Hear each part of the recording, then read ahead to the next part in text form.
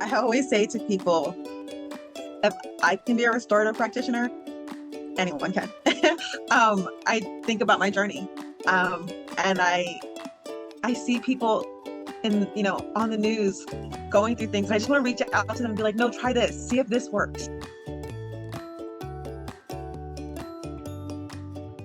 My story with restorative justice started in 1995.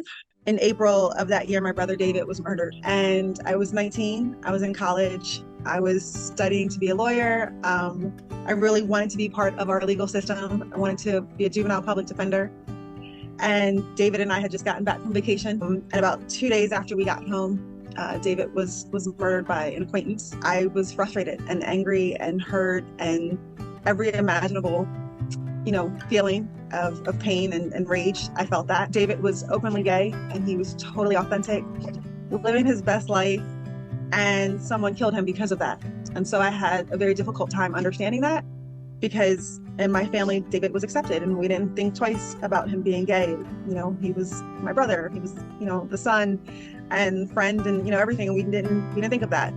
So for someone to kill David because of that just added another layer of anger. The young man was sentenced to life plus 25. I carried this anger for years. Maybe about 10 years after David died, I actually went to work for the courthouse where the hearing and trial was held. One day, the person incarcerated, he came back for a hearing, and I saw him in court.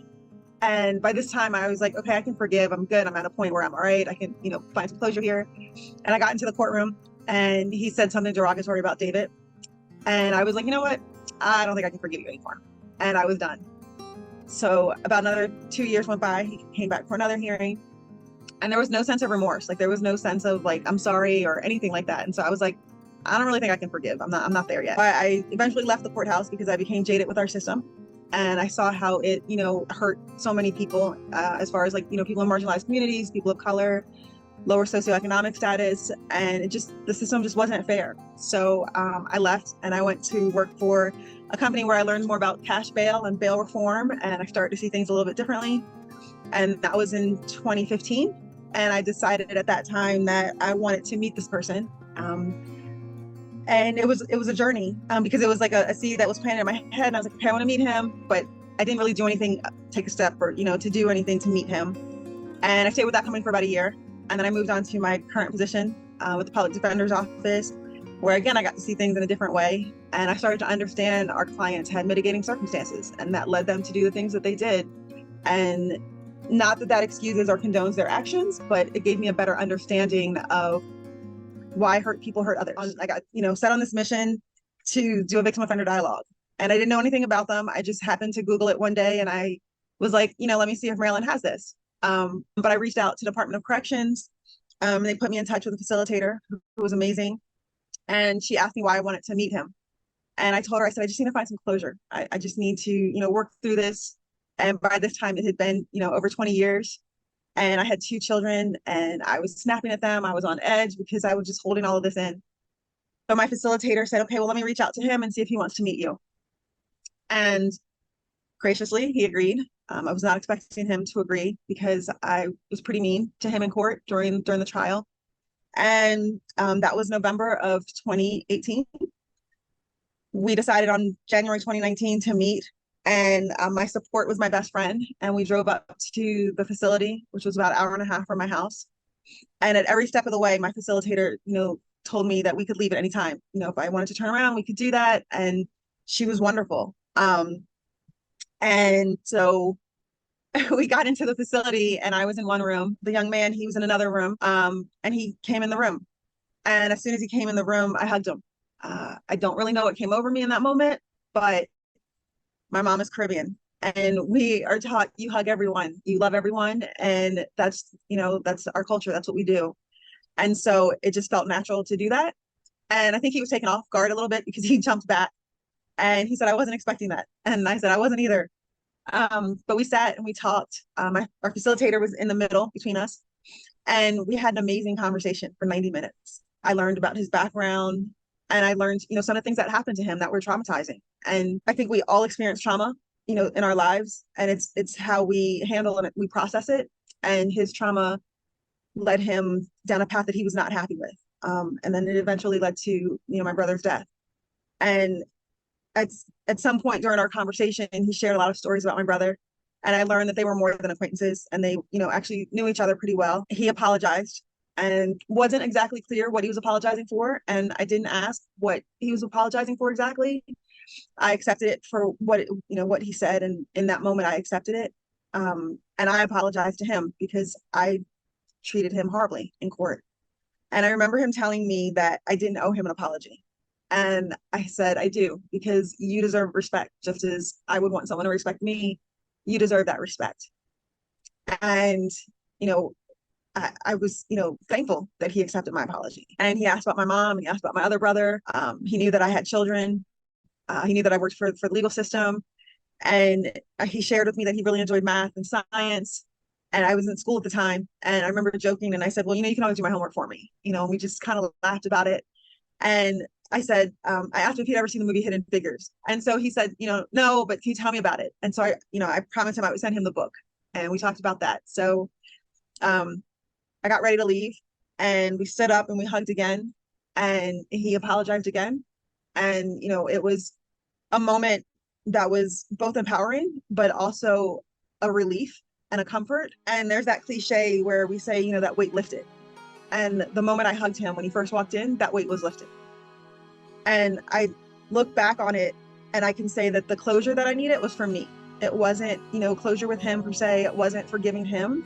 I had to forgive myself for holding it in and letting someone control my life when he probably didn't even know that he had this control over my life. And so it was a beautiful moment. And so after the second meeting, I came back to work and a coworker asked me if I had heard about restorative justice. And I said, I kind of heard of it, but I don't really know a lot about it. So she said, well, why don't you try this training, see if you like it. And I went to my first training, an intro to restorative justice, broke down in tears during my first circle, but they were happy tears. And I love the training. So I went back for a second one for an advanced training. I learned how to become a facilitator. And I facilitated my first circle a month after the pandemic hit, and it was on Zoom. And I've been doing it for about 3.5 years now, in person and on Zoom. So I have facilitated circles with schools, with churches, theater groups, just workplaces. In the past, I've also been a victim surrogate, working with juveniles. And when the victim did not want to be involved, then I would step in and I would help the teenager work through what happened and do one-on-ones with them. So that was a new opportunity for me a couple years ago, and it was exciting to do something different, and I enjoyed it. It's just a beautiful transformation, to think 25 years ago, I was the person who wanted the maximum sentence. I wanted the death penalty. I wanted, someone to hurt as much as they hurt me. And to make that shift, it was a journey, but it is a journey that I'm thankful for, a journey that I have learned so much.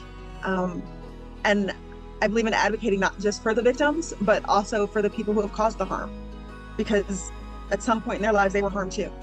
And no one has addressed that. And so it's a cycle that continues. And, in the work that I do, I've had the opportunity to see both sides. I've had the, opportunity to see how victims have been impacted, as well as the people who, have, caused that harm and committed crimes. So to me, restorative justice means looking at our system from a different perspective and understanding that people have traumas that they have not dealt with, and they need help dealing with them, and they need help processing them. And everyone should be afforded the opportunity to do it. Whether they choose to move forward with it or not should be their decision. But I think everyone should be afforded that opportunity. The best advice I can give someone who is hesitant about restorative justice is, if the opportunity presents itself, sit in on a circle.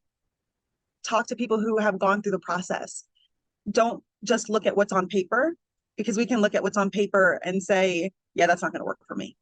But if you can have that live conversation or that visual in front of you of somebody who's been through it, it will give you a different outlook or different perspective on it. And I can't say that 100% I was on board in the beginning. I mean, I loved the training and I loved learning how to be a facilitator, but my first couple circles, I was like, does this really work? Like, I don't know. Like, I feel like I'm just sitting in this space. I felt like it was like a fairy tale kind of thing. But I actually saw people change in those circles, because I know that it's a journey.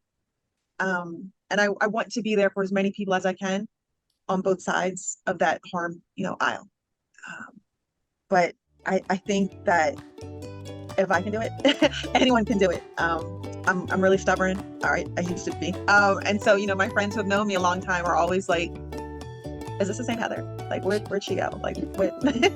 So, um, yeah, I would say anything is possible if you're willing to give it a chance.